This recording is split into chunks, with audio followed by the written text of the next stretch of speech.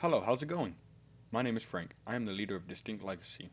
Welcome to DistinctLegacy's first Legacy tutorial. By the end of this tutorial, you'll be able to import any character you have made into Unity 3D. Not only will you be able to import that character into Unity, but you will also be able to set it up as a third-person playable character. We will be utilizing a demo scene found for free on the Unity Asset Store, Unity's standard character assets, and a custom third-person camera script that I have made. I will have a link in the description to check out the assets used, to download my custom script as well, and my project's input settings to speed this along. Let's begin. All I have is a new project I made in Unity. Then I imported the standard assets, just the character assets, because we will be using the third person prefab. There's two of them actually, but we will only be using the regular third person controller, not the AI third person controller. So I went ahead and imported that standard asset for. Also, I have imported the asset.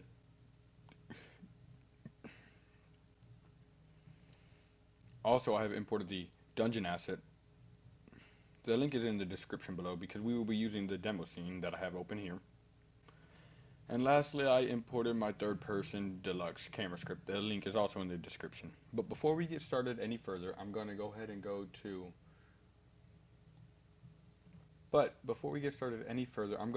import my input manager settings, because right now if you go to project settings and input, our inputs are not what my script relies on. So to make it easy, instead of walking through changing everything, which will make a long video, I have already given you my input settings as well to download. So all you do is you can leave Unity running at the same time, but you just go to wherever your project's located. For me, it's in my game design. Then you will see this. This is the whole inside the assets and your projects and everything. But your input settings is in the project settings folder. And if you look, you will see input manager asset. All you have to do is take mine, drag it on in, and hit move and replace. For me, I already have my input settings changed to mine. You should see 20 axi. A noticeable difference you will see is at the bottom, I have right horizontal and right vertical. You don't have to change anything since these are already set up for you, but that is one way to confirm that you did it correctly. Next, what we will do is have the demo scene open and go ahead and expand it in the hierarchy tab, and you want to check if you have any first person controller in the scene already, and just go ahead and click on it and delete it because we don't want that. We're going to make our own character. So once you have that, you can go ahead and minimize the demo scene in your hierarchy tab.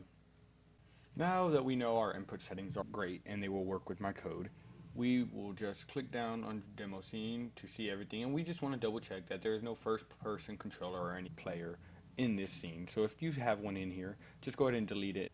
So now that it's all closed and everything, we want to go to standard assets and we want to go to characters, third person controller, and we want to drag that prefab in. So go ahead and just drag him on in the scene. A shortcut is if you hit F, it takes you to him, or you could also double click. But once you have that, just go ahead and move him to 0, 0, 0, and then you can double click and see your player, and we just want to bring him into the level. That was just an easy way of doing it. So now that I have him in this room, it's really dark by the way, and you can turn off the lighting so you can see it perfectly in the editor, but I don't want to do that because in the game mode I want to be able to see very bright for testing. So I'm going to go ahead and create a directional light. So just go to game object, light, directional light, and I'm going to increase the intensity quite a bit so it's really, really bright. We could always disable this later on, but this is just for testing purposes.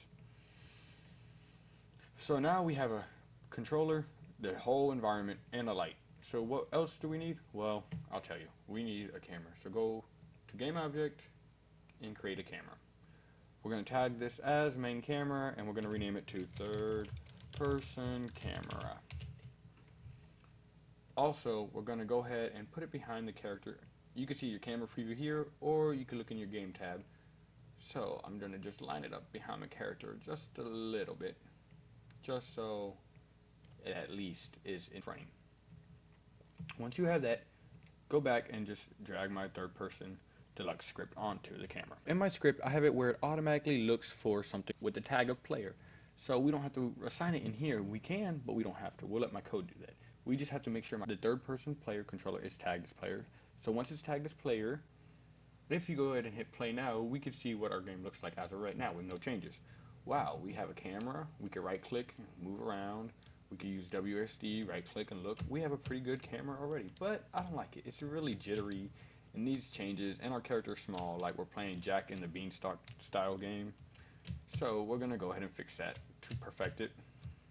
Our character is small, so first thing first, we're gonna increase him. So now that I have him, just to make it easier, I'm gonna put him next to the door, just to see what he actually looks like when I'm running around, to make it easier to check his scale. Alright, so I have him up basically near the ground, and he's still a bit short in my opinion, so I'm gonna increase him to 2.4. Again, this is all your idea. You could do a Jack the Beanstalk and increase him to 0.1 if you want, and just make the camera's values a little different. Now that I have him in here, I'm going to go ahead and move him back in front of my camera just so it is easier to snap on and edit. So when I hit play now,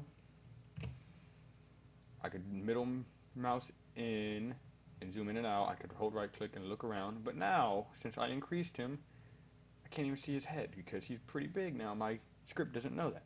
So what we have to do is we have to go to my third person camera script, and where it says target height, we want to go ahead and increase that. So let's go ahead and increase that. I'm going to increase it about to 2.5 because he is 2.4, so hopefully the 2.5 will be a good value for it. So with the 2.5, we see that it's still a bit low. So let's go ahead and fix that now. I'm going to increase that a little bit more. So let's go ahead and try a 4 for the target height. Now if we try that, okay, we're getting there. We're getting somewhat better. Now we can see the top of his head when he's running. Okay, that's not too bad. But let me mess with some of the other values that the height is dependent on, such as distance. The max distance and this distance should be the same. So let's go ahead and make them 8. Offset from the wall, I want the camera to be offset a 0.2 because I don't want it to be close where you can see through the floor like we did before or anything like that. Minimum distance is 1. My X and Y speed, I think it's moving too fast. When I right click, so I'm going to go down to 75 on the X, 75 for the Y. My zoom rate, my dampening, everything, collide with everything, yeah. Lock to rear, no, I don't want to lock him, but let's see what happens now. So now when we hit play, wow, I could actually see my whole character, and when I move around, it looks pretty good. I could zoom in, zoom out. I don't like that zoom in, but we could always fix that with the target height in a minute. So we right click, and wow, when the camera comes near the wall, it pushes forward nice and easy, so it doesn't go through walls and everything. Pretty much done at this point. Using their character, we could use WSD, we're going to run, and then we're going to walk, and we're going to just play around and see what it looks like in this little room. I can't go to the floor all the way, because I said it that way. I don't want to see through the floor. When I hit this wall, ooh, I can see a little bit through, and I'll show you how you fix that real quick. But okay, let me just keep on testing. Okay, I can see through quite a bit, but I have a camera offset of 0.2. So when that happens, all you have to do is go to your third person camera, and where it says clipping planes, it's on near 0.3 and far 1000. We want to bring that near down to 0.001, which is as small as Unity could have the clipping planes for your camera. And now if we hit play and we right click, and now you can't see through the wall at all. With my script and the clipping planes, we cannot see through any objects, which is perfect, because in the game you don't want to be seeing through objects. That makes you look like a really bad indie developer. So now we're running. Ooh, I like it a lot. It's looking like a real game. We could even jump. This character's quite big though. He's a giant now, not a mini Jack. So he could jump around and we could play. Alright, so what else should we do? I'm going to go ahead and walk you through all of these so that way you understand. See, lock to rear of target. We could go ahead and do this. Lock to rear. And now the camera's always behind him. If you right click, it may let you move a little bit, but it snaps you back. Just so if you want a game where the camera's always behind him, the player have no control, well, here you go. I'm going to go uncheck it because that's not the style game I want. I'm going to uncheck allow X and Y input. So now when I right click, it doesn't let me do anything. If you don't want the player to have control when they look around, this is a setting for you. So let's look. What else do we have? We have collision layers, everything. So let's say you want to have a wall, but you want your camera to go through that wall for some reason. Maybe it's a roof, and you want the character to see through the floor of the roof, so that way you could zoom out inside a building, and you want it really nice. So if you want to do that, all you would have to do is collision layers, change it where it doesn't have. I'll go ahead and do that real quick. I'll do it with this very back wall. Well, this wall has 2 pieces because it allows you to create the whole thing. So you just click on one of the pieces, And up at the top where it says layer, default, you want to add a layer, and we'll just add a layer called ignore wall, so that way I don't get confused later on. Then I'm going to scroll down, just hit enter to make sure it's there. Then I'm going to click on these walls and make sure it's on ignore walls, these two. So I go here, and now if I play it, it would still zoom in when I hit that wall because I didn't tell it not to. So I go back to my camera, scroll down, go to collision layers, and uncheck collision wall. When I hit play now, the camera won't collide with it.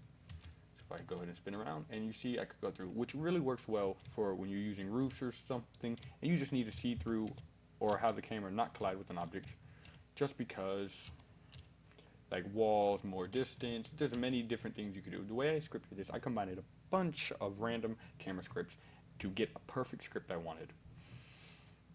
You have pretty much total control.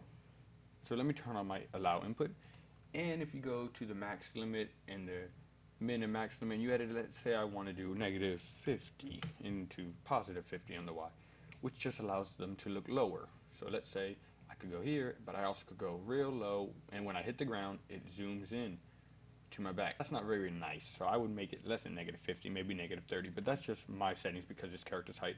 So if you rotate around, anything I hit, except for this back wall, since I turned that off, and I could go all the way up to his head, but I could let him go backwards again if I wanted to, if I just change the Y value. The X values have a full 360 view. So that's about it with this camera. It's pretty much how I like it. I'm going to leave the ignore walls on, and I'm going to put that on the ceiling as well, just to show you what I was talking about with how you can have it where you have better viewing if the camera doesn't collide with the ceiling.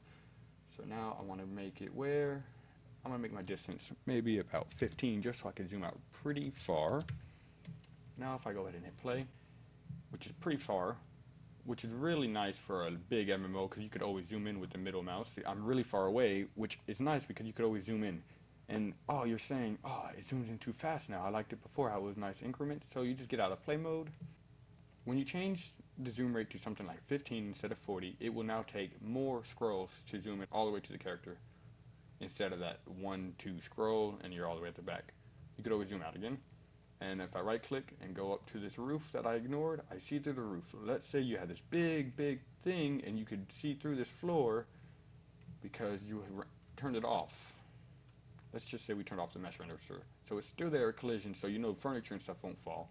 But we have it now where we can see through the floor for these two, so we can see our player. So if you were doing a maze game, but you wanted roof because you wanted it to be raining, or you wanted stuff to happen in there, or you just wanted a hole for one part, you can now have a roof.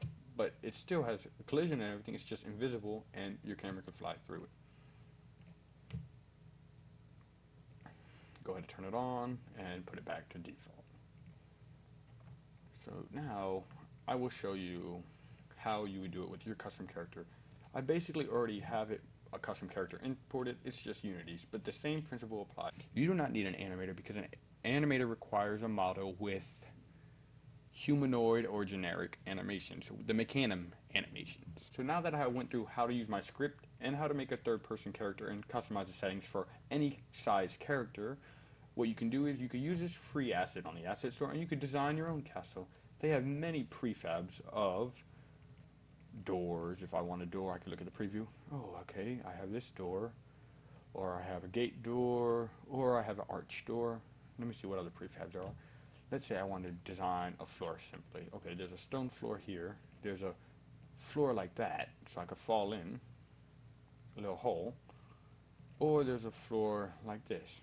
And they're all high quality materials on it. Mission maps, normal maps, and everything. So they're good to go, game ready. It's a great asset. And you can build your own dungeon very easily. I want something with an opening. Very easy to do. Okay, a roundabout wall, and this one has an opening. Okay, so let me go ahead and put this one here. And you can just move it into position how you want it. Very simply, and you can design your own castle really easily. And if I push it on in, there we go. I have this roundabout wall now. So if I go ahead and look at it, you see, but there's no floor. Just take this floor, and you can duplicate it, and very easily you would have your own custom dungeon if you just spend some time and do some nice level design. You could even make a maze dungeon, and with your character, you could have them find objects, avoid stuff being thrown at you. You could do so much. If you model a couple enemies, animate it, you can make a really nice game using this free asset and my free script. And I taught you how to use it, so there's nothing more you really need to know how to make a simple third-person game. So now that I have this, I have no roof, but maybe I want this to be a suntan room where they could get their tan on. Let me go ahead and find my player, hit F, okay. Then I'm going to go ahead and drag him, and I'm going to go ahead and have him start in this room. Maybe I want this to be a spawn, like he got dropped off by a dragon, maybe. So when I spawn now, if you look, I'm in this cool half-spin room now. It doesn't look that great because I only spent a couple minutes on it. And it doesn't have any, really, a roof, so I could see right through it. But maybe a dragon dropped me off and knocked off the roof, and now I'm trapped behind a gate. Help me, help me. But see, there's many, many things you could do. You could have it where the player waits here, waits for another player to come, raise the gate for him, or maybe the player has to look in here for a key to raise the gate or find a lever. There's so much you can do. Possibilities endless. This package is just a great starting point. Even if you don't have code, it's a great starting point. And that wraps up the first Legacy tutorial. You have learned how to use an asset from the asset store to customize and design your own 3D castle. You know how to use Unity's standard character now, 3D character, to put my camera script on it and fully customize him to any height and have complete control, allow the player to spin around, not to spin around, to zoom in, not to zoom in. And it is very, very customizable. I would just say, if you use my code, please mention my name in the credits, give me credits, tell people, hey, check this tutorial out, share it, and everything. Also, I would like to thank Michael Collins. He is another developer I know, and he is really a great inspiration. And I will also put a link to his site in the description below. Check him out if you want to see some amazing models or animations and other stuff. Again, this is Frank from DistinctLegacy. Like, share, and subscribe.